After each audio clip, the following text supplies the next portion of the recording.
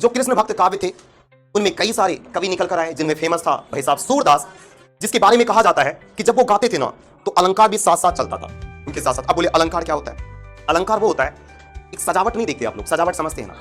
हाँ भाई, गांव वगैरह में अपने घरों की जो महिलाएं वगैरह जो होती है ना, जब भी कोई ओकेजन वगैरह होता है, समारोह वगैरह, सज धज कर निकलती है ना, तो सजना धजना ये जो है ना, ये कह लीजिए कि सजावट जो है साहब, सजावट ऐसे डेकोरेशन आप कह लीजिए, वो उसी प्रकार की चीजें होती है। हिंदी काव्य में या फिर है ना हिंदी साहित्य में आप देखते हैं कि जनरली हिंदी कविताओं में जो सजावट किया जाता है ना, उससे काव्य की सुंदरता बढ़ जाती है, सुनने में बड़ा प्रिय लगने लग जाता है, जिसको अलंकार बोला करते हैं। उसको क्या बोलते हैं? अलंकार। अलंकार भी 3 प्रकार के होते हैं, है ना, शब्दालंकार, अर्थालंकार, उभयालंकार, है ना।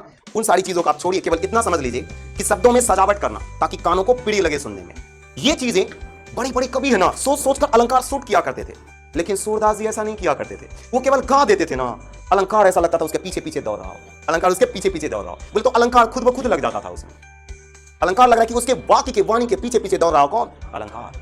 और वो ऐसा व्यक्ति रहा था ना कि भाई साहब आंखों से अंधा था, दोनों आंखों से अंधा था, देख नहीं पाता था। अब बोले देख नहीं पाता था तो ईश्वर की भक्ति वो कैसे करना शुरू कर दिया, इसके बारे में जिक्र करेंगे, है ना। जरूरी नहीं है कि जिसके आंख भाई साहब बंद हो या फिर जो अंधा हो वो किसी भी चीजों को इमेजिन नहीं कर सकता, है ना, वो किसी भी चीजों को इमेजिन कर सकता है, भगवान के स्वरूप को भी इमेजिन कर सकता है, किसी भी चीजों को इमेजिन कर सकता है, अंधा व्यक्ति भी। और वैसे ही थे आपके कौन? सूरदास। तो इनमें कृष्ण भक्त कवि में आपका फेमस है कौन? सूरदास। सूरदास का नाम संत काव्य का वो ज्ञान और भक्ति पर आधारित होता है और गुरु की उपासना पर बल दिया जाता है, जिनमें आपका कबीरदास जी हो गया, आप कह लीजिए इनमें ही आपका गुरु नानक जी हो गए, ये सब आपका किसमें है? संत काव्य धारा में ही। और कबीर इसमें भाई साहब फेमस है, आपको पता है कि उनमें उन्होंने एक उसका वाक्य बड़ा ही प्रचलित है, कौन सा? गुरु गोविंद दो खरे काके लागू पाए, बलिहारी गुरु आपने जिन गोविंद दियो बताए। तो कबीरदास जी इस दोहे के माध्यम से कहना चाहते हैं कि हमारे सामने एक ऐसी विपदा आ गई, एक ऐसा सिचुएशन आ गया कि हमारे सामने गुरु भी थे और क्या गोविंद भी थे, बोले तो ईश्वर भी थे। मैं उलझन में पड़ गया कि मैं किसके पहले पैर छूंगा, है ना।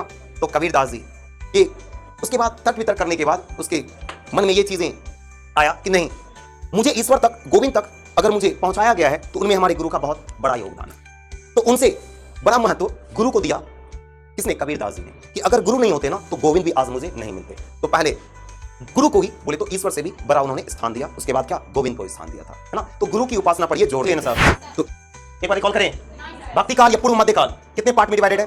तो सगुण भक्ति धारा और निर्गुण भक्ति धारा। सगुण भक्ति धारा में किसको रखा गया है? जो मानते हैं कि ईश्वर जन्म लेते हैं, और जो मानते हैं कि ईश्वर जन्म नहीं लेते उसको किस पार्ट में रखा गया? निर्गुण भक्ति धारा में। जो सगुण भक्ति धारा में जो रखा गया है वो जो काव्य जो है वो 2 हिस्सों में डिवाइडेड है, एक कृष्ण भक्त काव्य और दूसरा राम भक्त काव्य। क्योंकि इसमें किसी ने श्री कृष्ण जी के ऊपर खूब लिखा तो किसी ने श्री राम जी के ऊपर खूब लिखा, उनके जन्म के ऊपर खूब लिखा, उसकी पूरी की पूरी विवरण खूब लिखा, इसलिए 2 हिस्से में डिवाइडेड हो गया, जिनमें यहाँ प्रमुख भक्त कह लीजिए इसका सूरदास और इसका तुलसीदास निकल कर आता है। हालांकि तुलसीदास को आपको पता है कि महर्षि वाल्मीकि जी का अवतार भी मानते हैं, है ना, कि महर्षि वाल्मीकि जी दूसरे अवतार में जो आए थे ना, किस रूप में आए थे? तुलसीदास जी के रूप में आए थे, है ना। तो ये ऐसी बात है।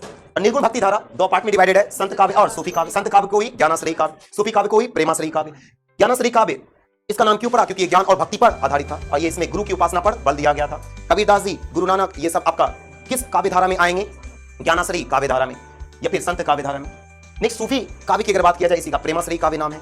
ये प्रेम रूप में ईश्वर की उपासना या प्रेम से ईश्वर की उपासना पर जोर दिया जाता है, जिसमें आपका प्रमुख है कौन? मलिक मोहम्मद जायसी। आपसे प्रश्न ऐसे पूछेगा कि बताइए सूरदास किस काल के कवि हैं?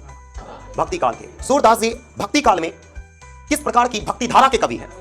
सगुण भक्ति धारा के। सगुण भक्ति धारा के। सगुण भक्ति धारा में राम भक्त कवि हैं या कृष्ण भक्त कवि हैं? कृष्ण भक्त कवि हैं, ऐसे पूछा जाएगा। इनमें आपको ऐसे पूछा जाएगा कबीरदास जी किस काल के कवि हैं? भक्ति काल के। भक्ति काल में किस काव्य धारा के कवि हैं? सगुण या निर्गुण? निर्गुण। अब बोला जाएगा कि निर्गुण में सूफी काव्य धारा के हैं या संत काव्य धारा के? ज्ञानाश्रयी काव्य या प्रेमाश्रयी काव्य इन्होंने लिखा है, कौन सा? ज्ञानाश्रयी। बात समझ में? ऐसे प्रश्न